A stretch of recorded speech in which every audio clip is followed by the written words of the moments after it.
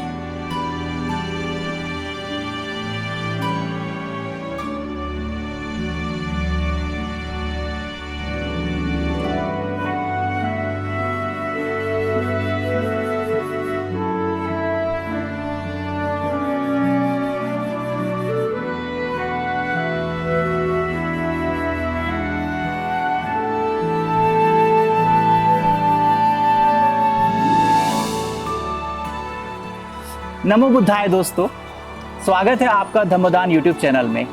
आज मेरे साथ है, मैं महाबोधि टेम्पल में हूँ जो कि बेंगलुरु में है, और मेरे साथ हैं यहाँ के मैनेजर बैठे हुए हैं मिस्टर वजीरा जी। वजीरा जी नमो बुद्धाय। नमो बुद्धाय सक्या जी। तो यहाँ पर आने का एक मेन उद्देश्य ये था कि पिछले कुछ वर्षों से मैं यहाँ आना चाह रहा था, क्योंकि मेरी एक इच्छा है कि मैं अपनी सेल्फ प्रैक्टिस के लिए जो मेडिटेशन की प्रैक्टिस है वो यहाँ रह करके कर सकूँ। तो समहाउ आज कांटेक्ट बना वजीरा जी से और मैं यहाँ पहुँच पाया। और आइए जानते हैं महाबोधि टेम्पल के बारे में कि महाबोधि टेम्पल का जो फाउंडर है वो कौन है, इसको बनाने में कितनी कठिनाइयाँ आई, ये सारी चीज़ों का विवरण जो है वजीरा जी हमें देंगे। तो वजीरा जी, महाबोधि टेम्पल की जो शुरुआत है वो कैसे हुई, किन्होंने इसकी नींव रखी, उसके बारे में कुछ बताइए। जी सक्या जी, सबसे पहले तो मैं बहुत बहुत धन्यवाद देना चाहता हूँ कि आप इधर आए इतनी दूर से बेंगलोर कर्नाटका में, और आपको बहुत महाबोधि में स्वागत है। महाबोधि सोसाइटी आज गिना जाए तो 67 इयर्स ओल्ड हुआ है जी। तो ये जगह उस समय कर्नाटका को मैसूर के नाम से जाना करते थे जी, जो सारा स्टेट को, ये पूरा एरिया मैसूर के अंडर। हाँ, तो कर्नाटका नहीं, मैसूर महाराजा, तो अच्छा।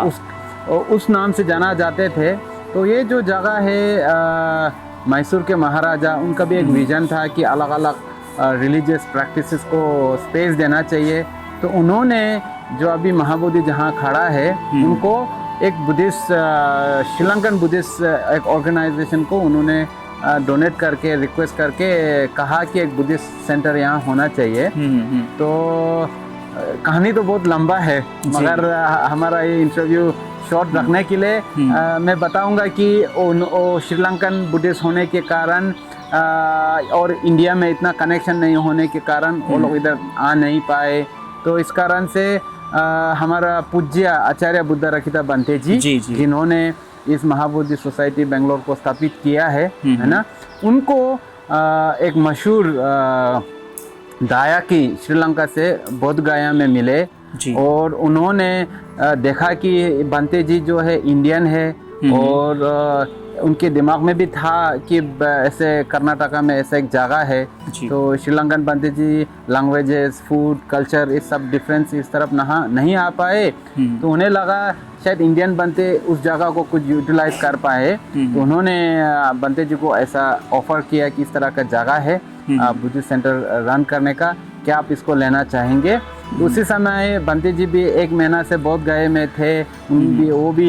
उनका भी विश था कि बोध गया में हमारा भगवान बुद्धा, गौतम बुद्धा जी को उनका लाइफ का पर्पस ज्ञान, एनलाइटनमेंट, बोधि प्राप्ति हुआ है। तो बंते जी भी 1 महीना से उधर ही थे, तपस ध्यान में थे कि उनका भी लाइफ का पर्पस क्या रहा है।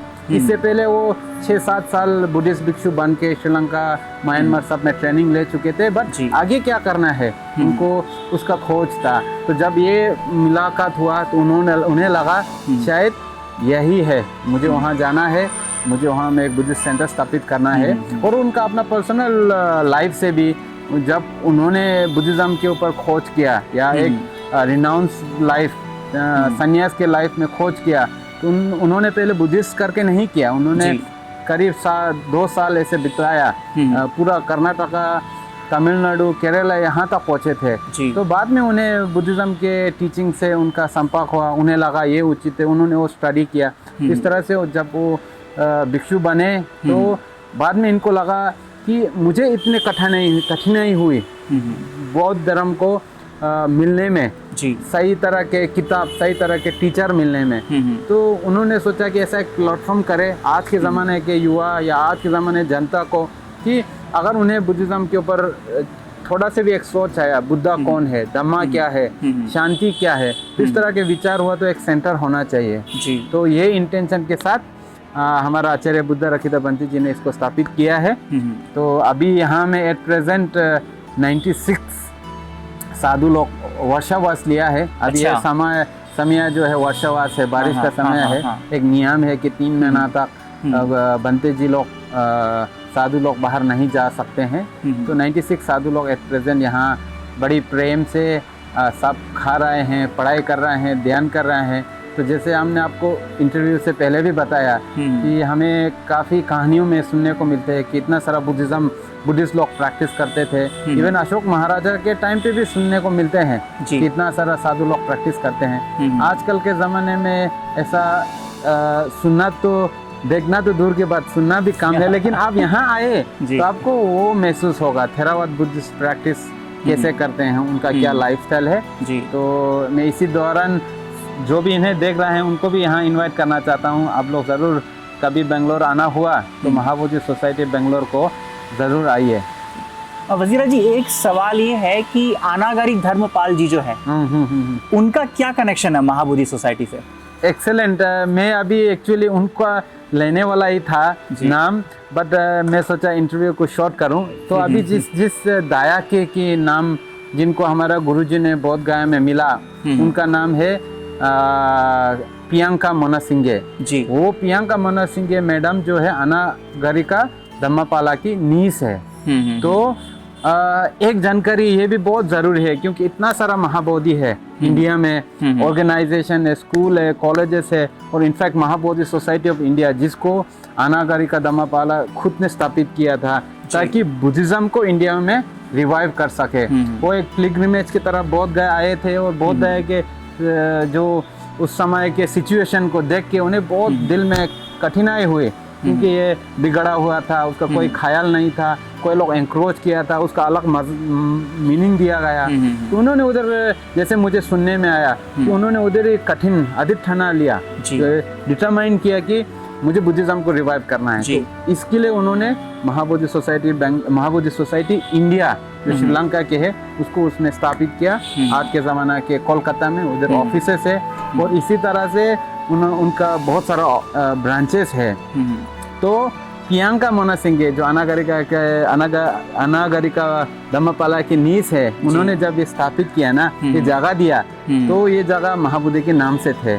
तो हमारा आचार्य बुद्धराखिता बंटी जी ने काफ़ी टूर किया था। तो एक इंडियन के पर्सपेक्टिव में उन्हें लगा कि ऐसा कोई सेंटर नहीं जहाँ पे एक आदमी बोला कि मुझे मेडिटेशन प्रैक्टिस करना है, उनको गाइड किया जाए और डीपर लेवल में जाए कि मुझे एक सन्यास बनना है। तो उनका रहने का, खाने का, फिर उसके बाद पढ़ाई का, उनका ट्रेनिंग का एक व्यवस्था हो। तो उन्होंने देखा कि काफ़ी सारा महाबोधि सोसाइटीज एस्टेब्लिश हैं, बट उस ज़माने के उस सिचुएशन पे, जैसे अभी बोध गया में, सारनाथ में, कुशीनगर में, इवन नेपाल में भी है, कोलकाता में है, दिल्ली में है।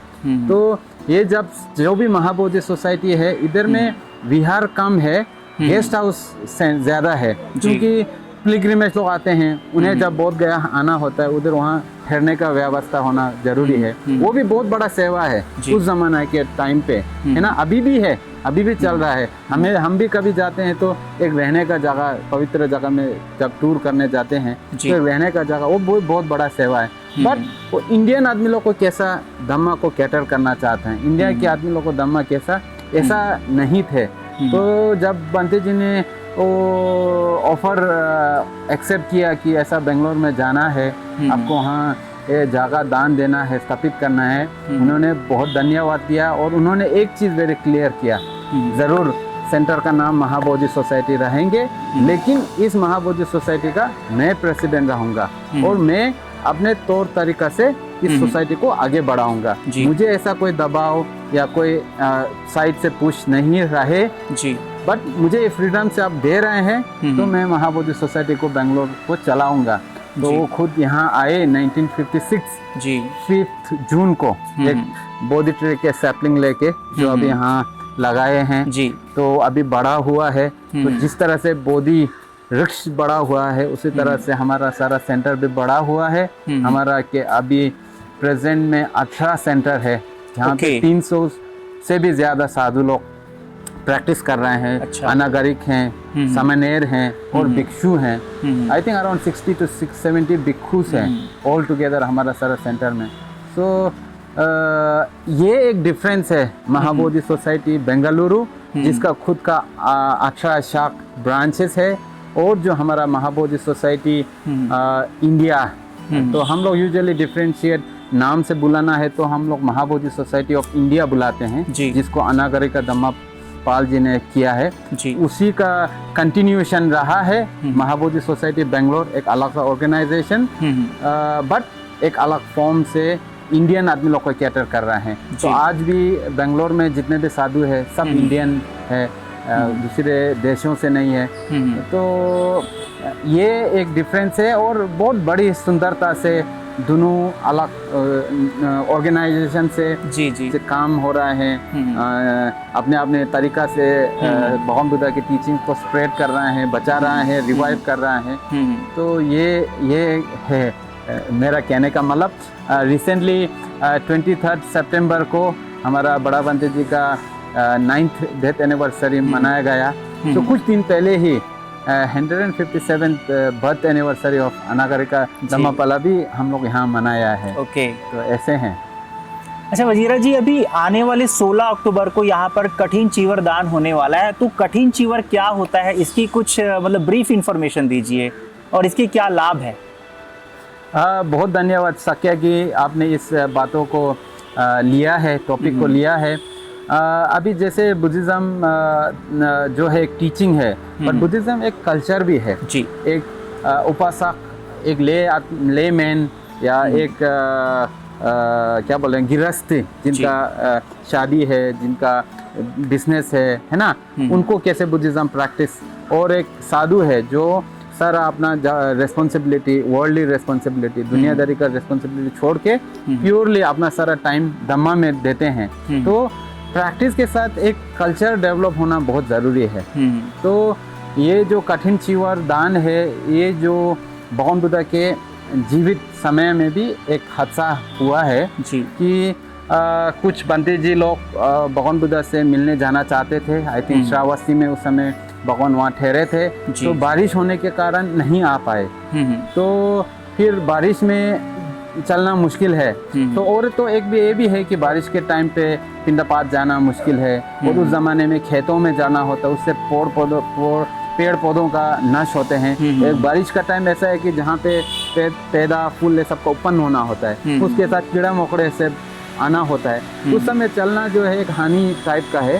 तो ये कारण है। दूसरा, बारिश में जाना, गीला होना, बीमार होना, तो इस तरह से एक नियम बनाया था कि 3 महीना का वर्षावास करे, जिसका मतलब है कि कोई भी एक मंदिर में, आप आज बेंगलोर में है, आप दिल्ली में है, तो वो मंदिर में 3 महीना रहने का एक वर्षावास होते हैं। तो 3 महीना जब बनते या भिक्षु लोग एक जगह में रहते हैं, तो ले पीपल लोग को उनसे मिलने का ये अपॉर्चुनिटी नहीं रहते हैं। तो बाकी दिन में उनसे मिलते हैं, उनको आहार देते हैं, उनको दान करते हैं, उनसे धम्मा सुनते हैं। तो ये 3 महीना में ये सब ब्लॉक हो जाते हैं। तो जब ये खत्म हो जाते हैं तो एक त्योहार टाइप का, एक फेस्टिवल टाइप का मूड देते हैं। तो ये एक फेस्टिवल भी है और एक पुण्य करने का अवसर भी है। इस टाइम पे 3 महीना के बाद आप जब किसी जिसको बहुत टाइम से देखना चाहते हैं, उसको मिलने से खुशी की बात है ना। तो वो एक कठिन चीवरदान है कि आप 3 महीना के बाद बनते लोग को मिल सकते हैं। और उससे इम्पोर्टेंट, वो 3 महीने में जो भी एक जगह में रह के काफ़ी इंटेंस प्रैक्टिस किया जाता है। तो ऐसा भी मानना है हमारा इंडिया में कि उनको उस समय में दान देने से ज़्यादा पुण्य होते हैं, है ना। तो इस तरह से काफ़ी सारा इंसिडेंट जुड़ा है, जिसको आज कठिन चीवर के दान के नाम से मनाए जाते हैं। तो शुरुआत में मैंने कहा कुछ बनते लोग भगवान से मिलना चाहते थे, उन्हें नहीं मिल पाया। तो 3 महीना वर्षावास खत्म होने के बाद या किसी तरह से बनते जी लोग सही कपड़ों में नहीं पहुँचे, किसी का फटा था, ऐसा था, तब भगवान जी ने ये चीवर दान का ये नियम लागू किया था। तब से ये काफ़ी मशहूर रहा। इंडिया में भी काफ़ी बार सेलिब्रेट किया है जब बुद्धिज़्म थे। अभी तो बुद्धिस्ट कंट्रीज जैसे श्रीलंका, थाईलैंड, बर्मा में बहुत बड़ा फेस्टिवल होते हैं। तो इसी को हम लोग महाबोधि सोसाइटी में 16 अक्टूबर को मनाया रहे हैं। 10 अक्टूबर जो है वर्षावास, 10 अक्टूबर पूर्णिमा में वर्षावास खत्म हो रहा है। तो अगला संडे 16 होते हैं।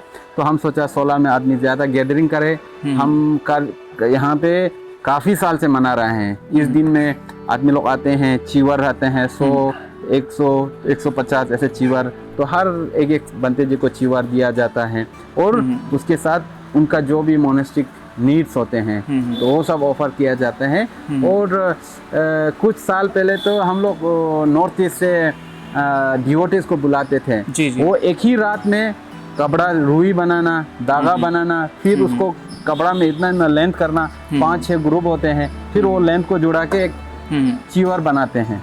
तो इतना कठिना से बनाया है कि नहीं। तो वो भी हो सकता है रीजन कि इसको कठिना कहते हैं, और ये बहुत वैल्यूएबल है, कष्ट है ना।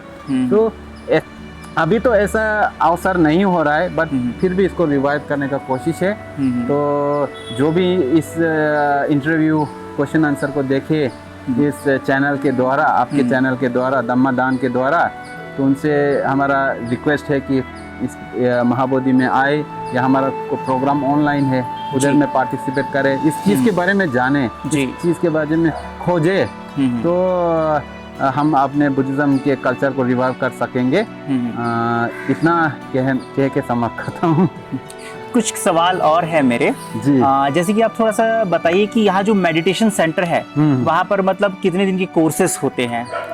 हाँ, अभी हमारे महाबोधि सोसाइटी का 2 मेन तरीका है जिससे हम लोग आदमी पे पहुँचते हैं। एक सेवा, दूसरा साधना। सेवा मतलब दूसरे के लिए कुछ करना। अभी हम लोग का हॉस्पिटल दाना सर्विस है, कोविड रिलीफ काफ़ी किए हैं, बच्चों को एजुकेशन देना, बुढ़ापों का ओल्ड एज होम जिसको कहते हैं, ये है। तो ये एक सेवा है। साधना होता है जो डीपर प्रैक्टिस खुद के लिए ये करना। तो हमारा बेंगलोर मेन सिटी से 27 किलोमीटर दूरी पर महाबोधि धम्मदूता विहारा मेडिटेशन सेंटर है, जहाँ पे 5 दिन, 3 दिन, 10 दिन, 20 दिन इस तरह का अलग अलग नियरली लास्ट ईयर 33 शिविर रहा है। तो इस सारा शिविर को हमारा बंते जी लोग लेते हैं जो लाइवली टीचर है।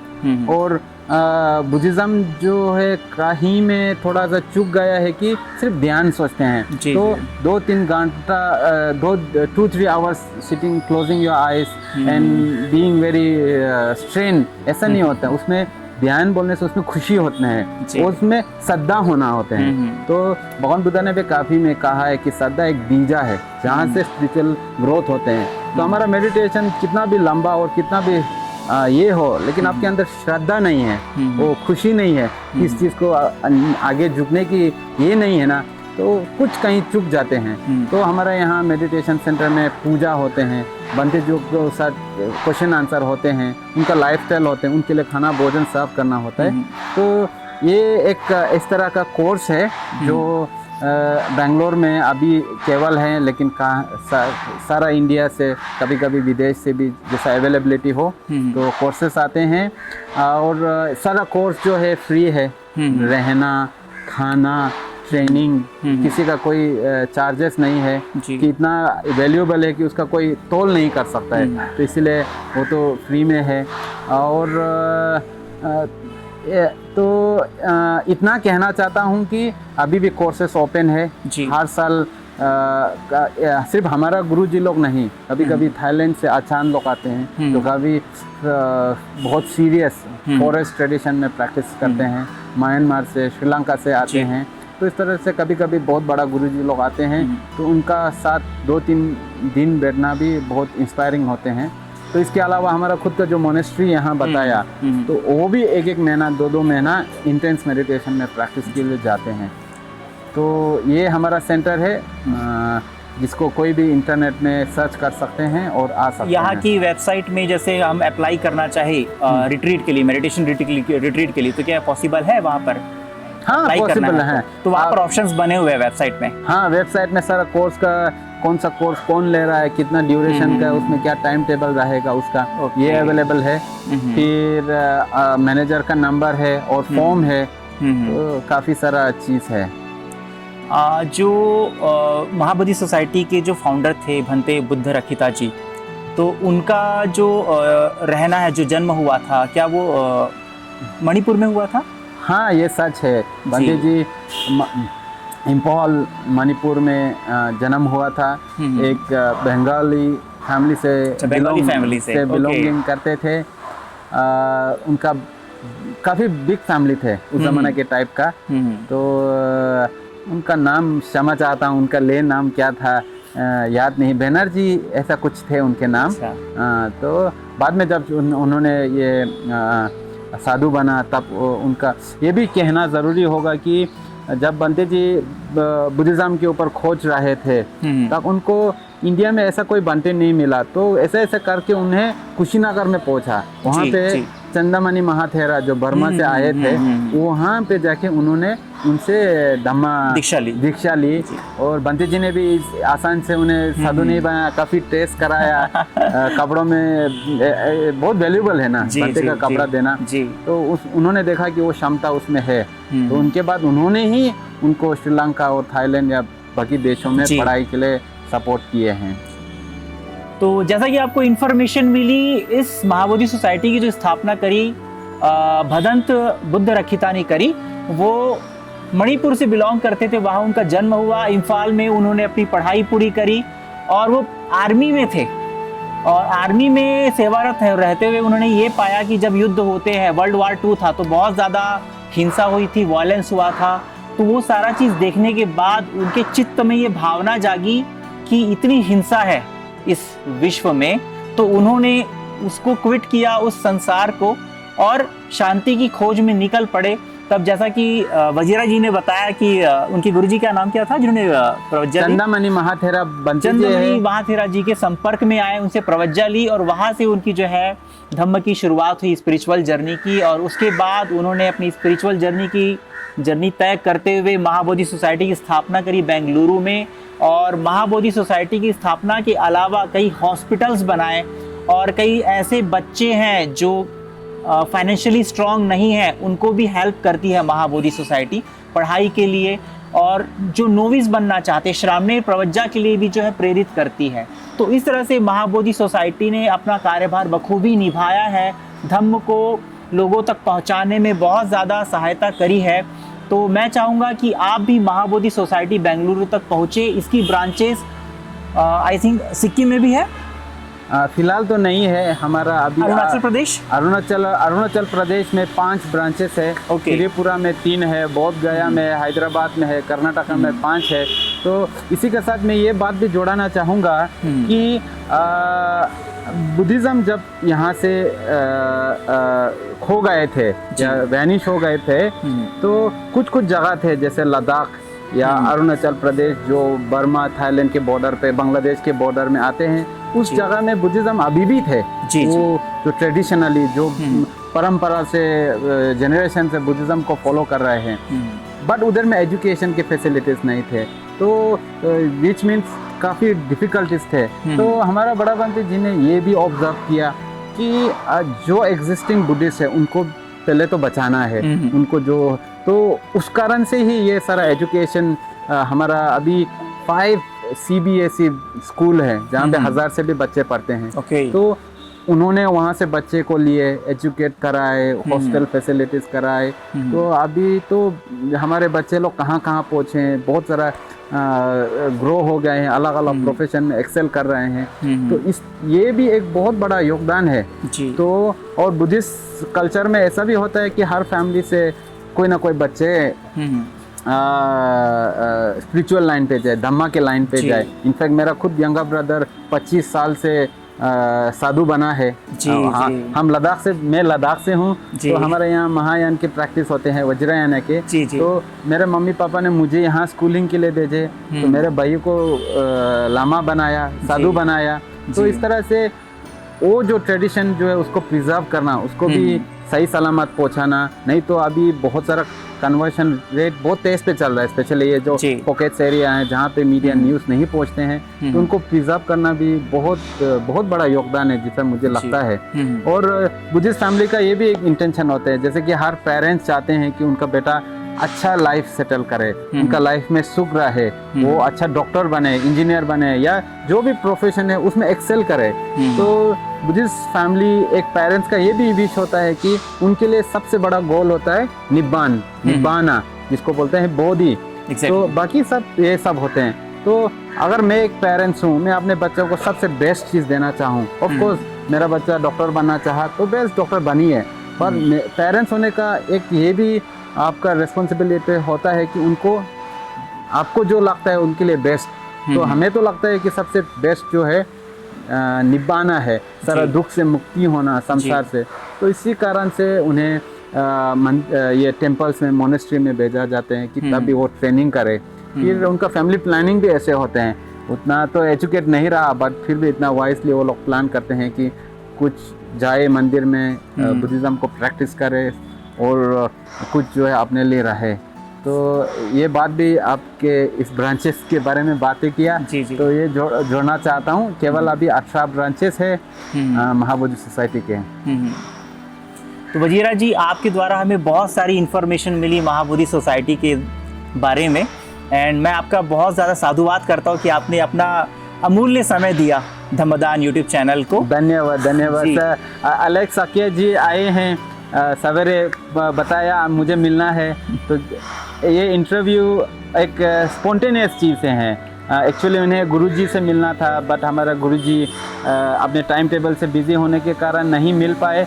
आशा करता हूँ कि अगले वीडियो में, अलेक्स साकिया के वीडियो में हमारा महाबोधि कोई बंटी जी और ज्ञान के ऊपर दे। अभी तो फ़िलहाल महाबोधि सोसाइटी के बारे में हमने बताया, तो हमने उनके धम्मा दान चैनल भी देखा है, बहुत बढ़िया है उनका इंटेंशन। बुद्धिज़्म में चेतना, इंटेंशन बहुत मैटर करता है। इनका बहुत सुंदर चेतना है, इनका इंटेंशन है, और ओवरऑल हम तो जो भी कर रहे हैं अपना परम फुलफिल करना है जी। परम फुलफिल करने से ही निब्बान का प्राप्ति हो सकते हैं ना। जी। तो इनका बहुत नोबल कॉज एंड कंडीशन है। तो हम लोग का ये भी, आप धन्यवाद करने से पहले मैं आपसे छीन के ये धन्यवाद करना चाहूँगा कि आप इधर आए और इतना सुंदर स्पॉन्टेनियसली ये वीडियो बनाए। ये वीडियो बहुत आदमी तक पहुँचे और आपका जो भी विश गोल है वो भी आप ज़रूर प्राप्ति करें। जी। तो दोस्तों, धम्मदान यूट्यूब चैनल में आज आपने ये वीडियो देखा महाबोधि सोसाइटी के बारे में। और जैसा कि आपको पता है कि धम्मदान यूट्यूब चैनल का एकमात्र उद्देश्य है कि हम आम लोगों तक निर्वाण के बारे में जानकारी पहुंचा सके, उनको प्रैक्टिस में उतार सके और भगवान बुद्ध की ओरिजिनल टीचिंग्स को, जो प्योर धम्म है, वो उन तक पहुंचा सके। तो इस वीडियो के माध्यम से जो धम्मदान हुआ है उससे औरों का तो बेनिफिट हो रहा है, लेकिन अगर आप इस वीडियो को शेयर करते हैं औरों तक तो आप भी धम्मदान के पात्र बन सकते हैं और पुण्य लाभ कमा सकते हैं। तो चैनल को सब्सक्राइब करना बिल्कुल भी ना भूले, नोटिफिकेशन बेल को प्रेस कर दीजिए और ज़्यादा से ज़्यादा शेयर कीजिए। तब तक के लिए नमो बुद्धाय। नमो बुद्धाय।